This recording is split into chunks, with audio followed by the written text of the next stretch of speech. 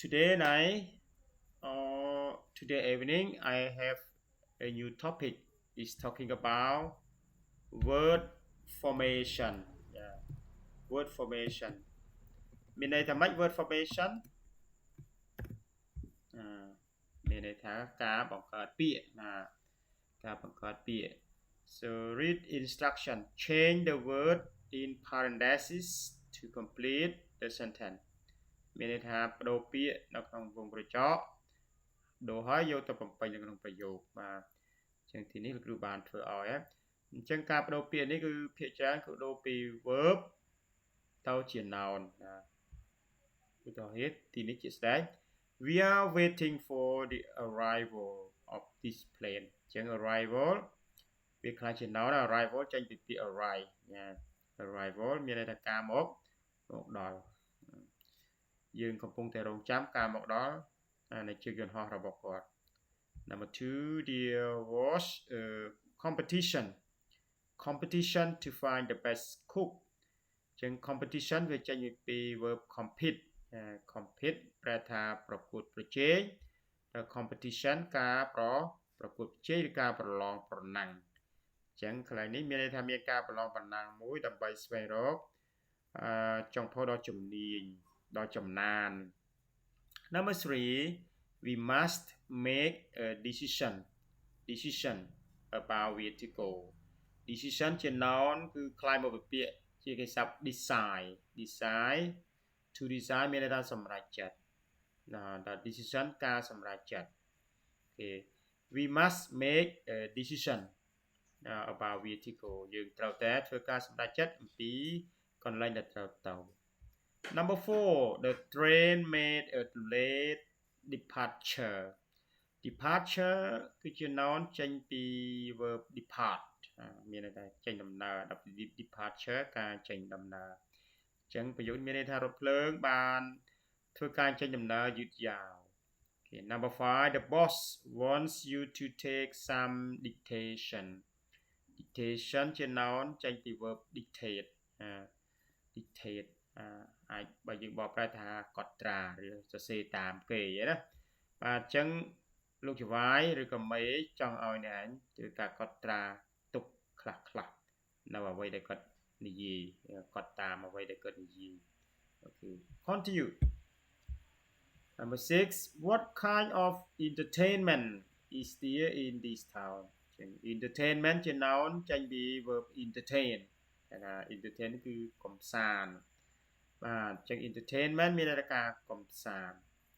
ប្រយោគមានន័យថាការកំសាន្តបែបណាខ្លះដែលមាននៅក្នុងទីក្រុងនេះ Number 7 there's some new equipment in the laboratory ចឹងពាក្យថា equipment ជា noun ចេញពី equip ប្រែថាបំពាក់នៅសម្ភារៈបំពាក់នៅឧបករណ៍ផ្សេងតែពី equipment គឺការបំពាក់ប្រយោគនេះមានន័យថាមានការបំពាក់ឧបករណ៍ថ្មីមួយចំនួននៅក្នុងបន្ទប់ពិសោធន៍បាទនៅក្នុងបន្ទប់ពិសោធន៍ Number 8 could you repeat that explanation ជា noun បាទការពន្យល់មកពី verb explain verb ប្រែថាពន្យល់អញ្ចឹងសង្កេតមើល explanation វាបាត់ I នៅសល់ A ណា Could you repeat that explanation តើអ្នកអាចនិយាយ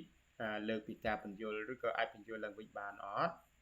Number 9 he had a strange expression of his face expression ការបញ្ចេញការបញ្ជាក់ចឹង expression ជា noun ចេញពី express ចឹងប្រយោគនេះមានន័យថាគាត់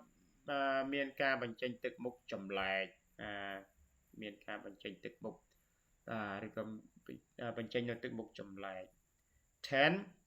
put the ice cream in the freezer please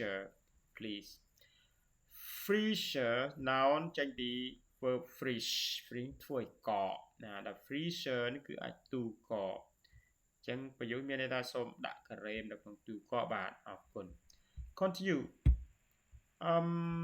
11 is there any more information ជា noun មកពីចេញពីគេស័ព្ទ inform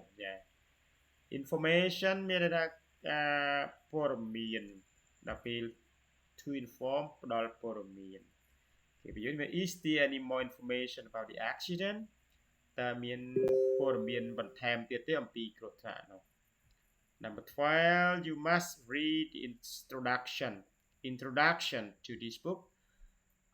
you must read introduction to this book introduction ជា noun ចេញពីគេស័ព្ទ introduce ប្រែថាណែនាំឬផ្ដើមអញ្ចឹងកន្លែង introduction គឺ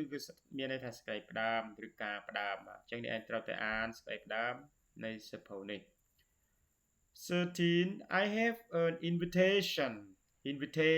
to a party tonight invitation noun ចេញពីគេស័ព្ទ invite អាចមានន័យថាអញ្ជើញឬបបួលអញ្ចឹង invitation ការអញ្ជើញតែក្នុងនេះអាចមានការប្រែប្រួលបន្តិចទាក់ទងនឹង context ថ្មី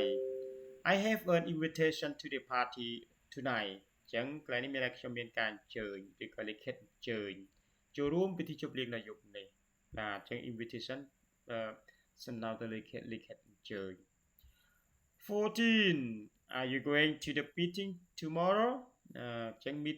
meeting ជា noun ការប្រជុំវាចេញមកពីពាក្យថា meet ជួបជុំដែលនឹងទៅជួបប្រជុំអត់នៅថ្ងៃស្អែកអូខេ continue 15 That painting is by Picasso អញ្ចឹង painting ជា noun ចេញពីគេស័ព្ទថា paint ប្រែថាគូររូបឬផាត់ពណ៌អញ្ចឹង painting ជាផ្ទាំងគំនូរណា That painting is by Picasso ផ្ទាំងគំនូរនោះគឺជាស្នាដៃរបស់លោក Picasso 16 Photography is my favorite hobby អញ្ចឹង photography ជា noun វាចេញពី noun នេះ photograph ណាអញ្ចឹងកន្លែងណាប្រែថាការថតរូបគឺជាចំណង់ចំណូលចិត្តគឺជាសកម្មភាពដែលខ្ញុំចូលចិត្តជាសកម្មភាពដែលខ្ញុំចូលចិត្ត17 What's the correct pronunciation of this word ចឹង pronunciation ចេញពី verb pronounce ការប្រែថាការបញ្ចេញសូរឬបញ្ចេញសំឡេងតើការបញ្ចេញសំឡេងដ៏ត្រឹមត្រូវនៃពាក្យនេះគឺពាក្យអីទៅ 18 I have a lot of shopping to do ចឹង shopping វាចេញពីគេស័ព្ទ shop ហៅដើរផ្សារដល់ពេល shopping ការដើរផ្សារអញ្ចឹងខ្ញុំមានការដើរផ្សារឬទៅទិញទំនិញជាច្រើនមានការដើរទិញទំនិញច្រើនដែលត្រូវបំពេញអូខេ That's it thank you for joining us thank you